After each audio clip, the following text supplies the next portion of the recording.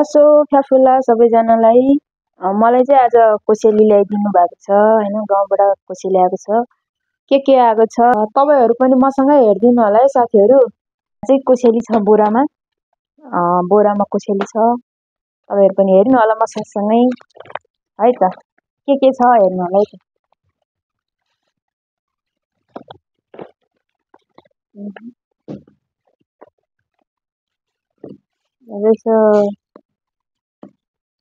यो हो रुख टमाटर। हाम्रोतिर चाहिँ यसलाई चाहिँ मेटर भनेर चिनिन्छ। तपाईहरुतिर के भन्नुहुन्छ होला हैन? के भन्नुहुन्छ कमेन्ट गर्नु होला। यो चाहिँ हो मेटर। अनि यहाँ छन् घिउ। यो चाहिँ हो हैन? कस्तो मिठो बास्ना आइरहेछ। यो चाहिँ घिउ हो। भैँसीको शुद्ध घिउ। अनि गाउँबाट मम्मीले पठाइदिनु भएको हैन। बाबाले ल्याउनु भएको। अनि यो चाहिँ रहेको छ। यो चाहिँ लसुन ल्याइदिनु भएको रहेछ बाबाले हैन।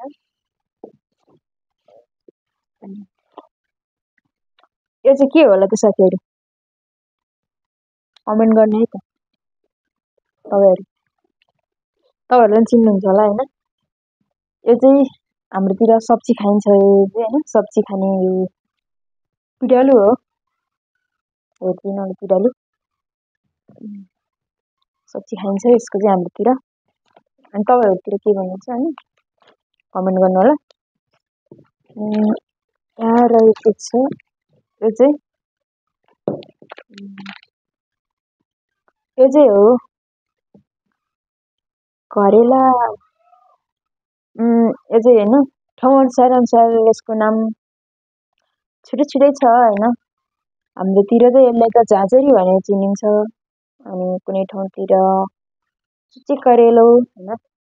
अनि बरेला पनि भनिँदो रहेछ। हामीले चाहिँ यसलाई चाहिँ झाँझरी भनेर चिनिन्छ है साथीहरु।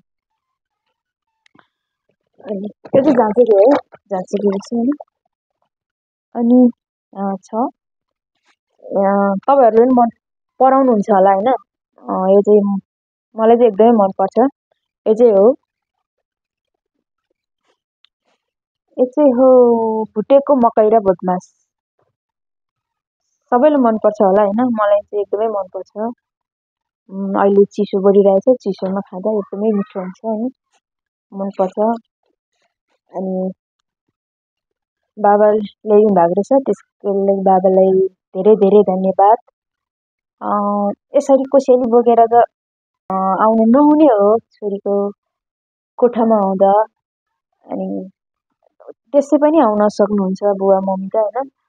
तर यसरी भागी बोकेर आएको चाहिँ मलाई त्यति खासै मन पर्दैन। अनि बाबाहरु पनि बुढा हुनुभएको नि त हैन।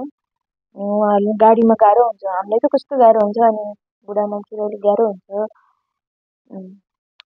त्यही पनि ल्याइदिनु भएको रहेछ हैन। बाबा मम्मीलाई धेरै धन्यवाद। अनि अहिले बाबा यहाँ हुनुहुन्न। तपाईहरुलाई मैले देखाउन सक्दिनँ। त्यसको लागि सरी। बाबा हस्पिटल जानु भएको छ। म मात्रै यहाँ यता बस्दैन हैन। म मात्रै बस्ने हैन। अनि तीनजना छोराछोरी बस्नुहुन्छ यता हैन। उता बहिनीहरु भक्तपुर साइडतिर बस्नुहुन्छ। म चाहिँ यता काठमाडौँमा छ। अनि बहिनीहरु अनि बाबाले सोधेको। अनि बहिनीहरुलाई दिए कि दिएन भनेर सोधे बाबाले। बहिनीहरुलाई नि मैले दिइसकेको छ। उतै उनीहरुलाई बाडेर खाऊ भनेको छ। दिएको छ अरे हैन। ल्याइदिनु भएको होला उनीहरुलाई नि। अनि एक्लैले ल्याएर हुँदैन हैन। नत्र यही बाडेर खाऊ भनेको छ। अनि बाबाले छुट्टै ल्याइदिनु भएको छ अरे। उनीहरुले पनि उतै छोडेको छ अरे छोरी हैन। बाबा मम्मीलाई नि धेरै धन्यवाद। तरकारीहरु पठाइदिनु भएकोमा तपाईहरुको केही नल्याइकन आउनु होला भन्छु म। सधैँ नै केही न केही चाहिँ बोकेर आउनुहुन्छ बुवा मम्मी जो आउनु भयो केही न केही सामानहरु बोकेर आउनुहुन्छ। म भन्छु हैन सामानहरु नल्याउनु। तपाईहरु घुम्न आउनु भयो उसै नै आइदिनु होला भन्छु। तर मान्नुहुन्न है। बाबा मम्मीको मन हो मान्नुहुन्न, ल्याइदिनु। खासै मलाई बोल्न चाहिँ आउँदैन साथीहरू। मैले नि भिडियो ल्याउने कोसिस चाहिँ गरिरहेको छु। अनि हजुरहरूले साथ सपोर्ट गरिदिनु भए पनि पक्कै पनि म अलि राम्रो राम्रो भिडियोहरू ल्याउने कोसिस गर्नेछु। तपाईँहरूले यो मेरो भिडियो कतै देख्नुभयो, हेर्नु भएको छ भने फलो गरिदिनु होला हैन। फलो, कमेन्ट, लाइक, सेयर गरिदिनु होला। म पनि यस फेसबुकमा काम गर्न खोजिरहेको छु हैन। हजुरहरूको साथ सपोर्ट पाएँ भने पक्कै पनि म कोसिस गर्नेछु।